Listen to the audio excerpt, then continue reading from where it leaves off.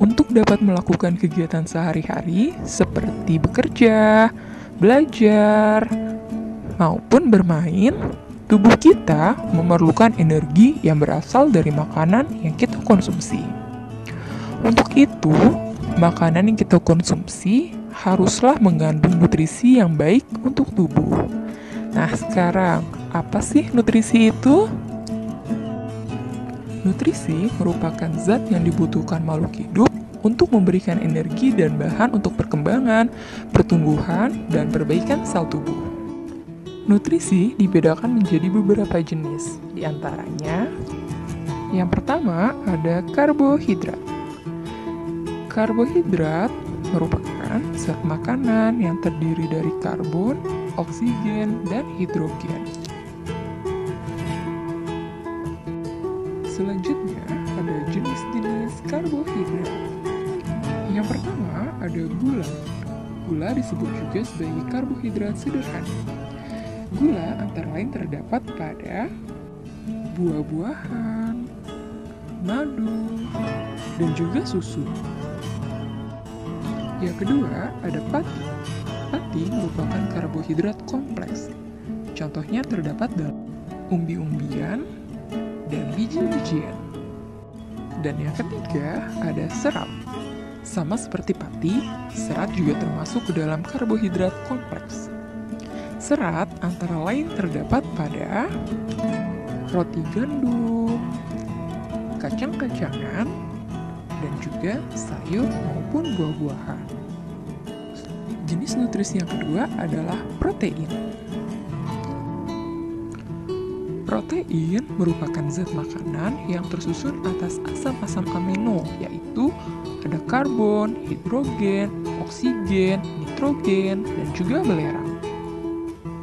Protein ini dibutuhkan oleh tubuh antara lain sebagai penghasil energi, pertumbuhan dan ganti sel-sel tubuh yang rusak, pembuatan enzim dan hormon, serta pembentuk antibodi atau sistem kekebalan tubuh. Protein dibedakan menjadi dua jenis. Yang pertama ada protein nabati dan yang kedua ada protein hewani. Yang pertama ada protein nabati. Protein nabati merupakan protein yang berasal dari tumbuh-tumbuhan. Bahan makanan yang mengandung protein nabati antara lain kacang kedelai, kacang hijau, dan kacang-kacangan lainnya. Sedangkan untuk produk olahan yang mengandung protein nabati yang sering kita jumpai antara lain tempe dan tahu. Yang kedua ada protein hewani. Protein hewani ini merupakan protein yang berasal dari hewan. Bahan makanan yang mengandung protein hewani antara lain ada ikan, telur, susu, dan bentuk olahan dari protein hewani antara lain adalah keju. Jenis nutrisi yang ketiga adalah lemak. Lemak merupakan zat makanan yang berfungsi sebagai cadangan makanan serta melarutkan vitamin A, D, E, dan K. Lemak merupakan unit penyimpanan yang baik untuk energi.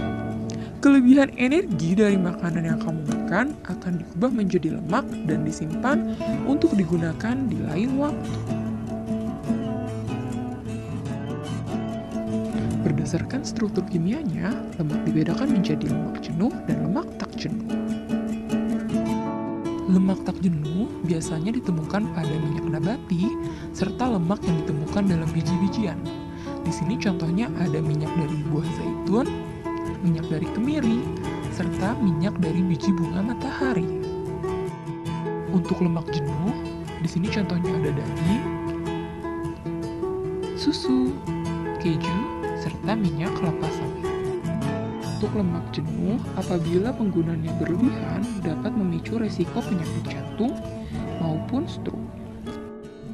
Jenis nutrisi yang selanjutnya adalah vitamin. Vitamin diperlukan untuk mengatur fungsi tubuh dan mencegah beberapa penyakit. Vitamin sendiri diperlukan hanya dalam jumlah yang sedikit di dalam tubuh kita. Walaupun sedikit, tetapi harus tetap terpenuhi ya. Vitamin dibedakan menjadi dua, yaitu vitamin yang larut dalam lemak dan vitamin yang larut di dalam air. Yang pertama, ada vitamin yang larut dalam lemak. Untuk vitamin yang larut dalam lemak, ada 4. Yang pertama, ada vitamin A, yang berfungsi untuk menjaga kesehatan mata. Contoh dari vitamin A antara lain terdapat pada wortel dan juga labu. Yang kedua, ada vitamin D yang berfungsi untuk menguatkan tulang dan gigi. Contohnya ada pada susu dan juga kuning telur. Vitamin yang selanjutnya adalah vitamin E yang berfungsi sebagai antioksidan dan melindungi sel dari kerusakan. Contoh produk yang mengandung vitamin E antara lain ada alpukat dan juga kacang-kacangan. Vitamin yang larut dalam lemak yang terakhir adalah vitamin K. Vitamin K berfungsi dalam proses pembekuan darah. Contoh, bahan makanan yang mengandung vitamin K antara lain sayuran hijau dan juga biji-bijian. Selain itu, ada juga vitamin yang larut dalam air.